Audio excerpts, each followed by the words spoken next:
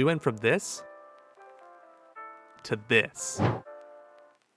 How did we more than double our frame rate in Grimrail? At first, it looked like the engine itself might be the issue, but when we tested things properly in a build, the engine timing was actually much better than we expected. That told us that the engine wasn't the main problem. Something else was eating up our performance. When we dug deeper, we found the real problem was our ray trace shadows. They were taking up about 14.5 milliseconds every single frame. Here's a simple way to think about it. To hit 60 frames per second, the game only gets about 16 milliseconds to do everything. Lighting, shadows, animations, AI, all of it. So if shadows alone are using almost all that time, the game has nothing left to work with. That's why the frame rate was struggling the whole time. To fix this, we approached the problem from a couple different angles. We added DLSS and FSR. These are upscaling technologies that let the game render at a lower resolution internally and then intelligently scale it back up using your GPU. That gives us a big performance boost without sacrificing any visual quality. At the same time, we optimized how our shadow passes were handled. The shadow cost dropped from 14.5 milliseconds down to about 1. And the important part, there's no noticeable loss in visual quality. The game now runs comfortably above 60 frames per second and often much higher. For Grimrail, this really matters. Smooth performance keeps players engaged, letting them stay immersed in the world we've created. If you want to join us on our journey to bring Grimrail to life, like and share this video, follow us, and wishlist Grimrail on Steam.